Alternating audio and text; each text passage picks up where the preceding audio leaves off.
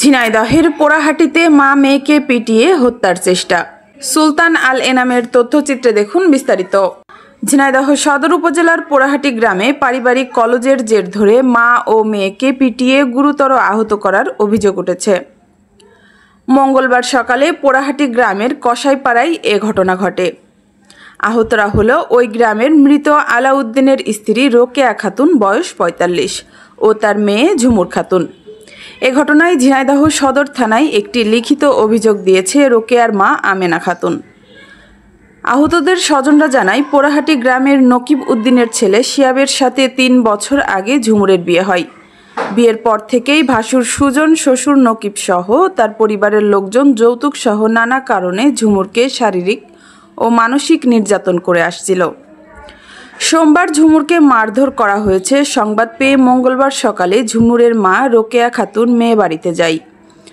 মারধরের কারণ জিজ্ঞাসা করলে ঝুমুরের ভাসুর সুজন, তার স্ত্রী চুমকি এবং শ্বশুর নকিবউদ্দিন রোকেয়া ও ঝুমুরকে বেধড়ক মারপিট করে।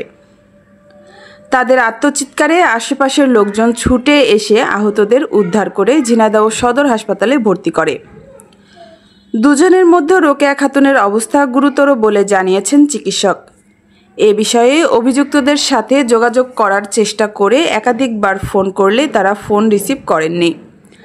ঝিনাইদহ সদর থানার ওসি আব্দুল্লাহ আল মামুন বলেন, দুইজনকে মারপিটের ঘটনায় আমরা লিখিত অভিযোগ পেয়েছি।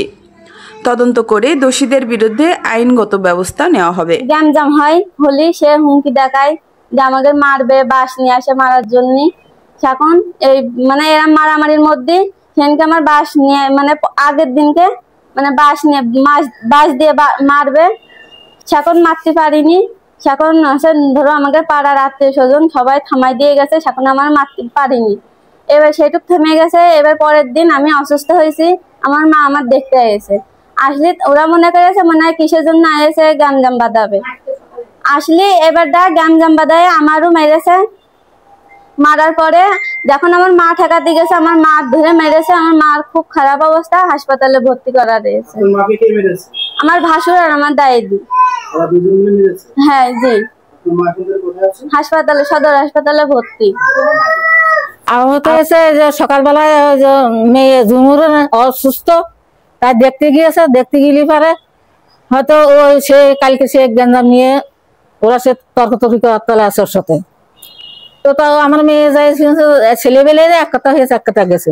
সেই কথা নিয়ে তোমরা প্রতিদিন কি জানি গ্যাঞ্জাম করো। তাছাড়া তুমি কি এখানে বিচার করতে এসেছো নাকি, না সালিশ করতে এসো? তো আমি বিচারও করতে আসিনি, আমি সালিশও করতে আসিনি।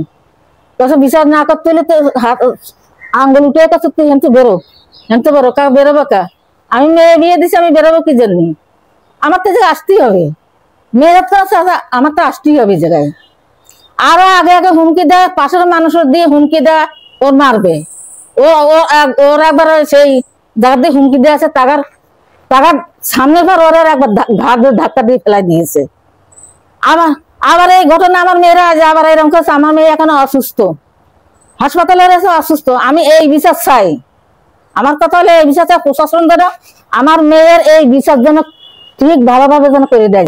আমার শাউরি আমি আমার ননদিদের বাড়ি গেছিলাম দেখতে। আমার ননদের তা আমার ননদ আমি জানি না এই জায়গায় নেতা হচ্ছে।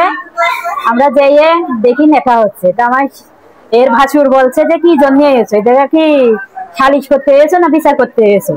তা আমরা বলছি যে না, সালিশ করতেও আসিনি, বিচার করতেও আসিনি, এই জায়গায় আইছি আমার ননদের দেখার জন্য।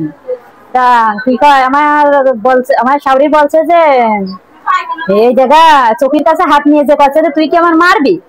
তারপর এবার এই কথা কয়ে মার শুরু করে দিয়েছে। মাথায় কিলাইছে, ঘুষাইছে, আর কাঠার জায়গায় ৩-৪ জায়গায় অপারেশন করা, এই জায়গায় পাড়িয়েছে। আর 2 দিন পর পরই বলে যে কি কয় এর কেউ আছে নাকি, এর মেরিয়ে ফেলিয়ে দরকারে আমরা কে যে কি কয় কেস যে করবো, জেলখানায় যাবো। তাও আমরা হলো খালি ফিরাই ফিরাই নেতা করে আর খুব অত্যাচার করে আর খুব মারে ধরে ধরে ফিরাই ফিরাই এরকম। আপনার ননদের ভাসুরের নাম কি? কি কয় সুজন। বাসা কোথায়? পুরাহাটি, 9 নম্বর পুরাহাটি। এই বিষয়ে আপনারা কোন থানায় অভিযোগ করেছেন? হ্যাঁ, থানায় অভিযোগ করেছি। বিষয়টা হচ্ছে যে আমার ছাউরির ধরে মেরেছে, আমার বোধ ধরে মেরেছে। মেরে আমার শহরে হসপিটালে ভর্তি করেছে। কে মেরেছে? আমার বড় ভাই। বড় ভাইয়ের নাম কি? সুজন।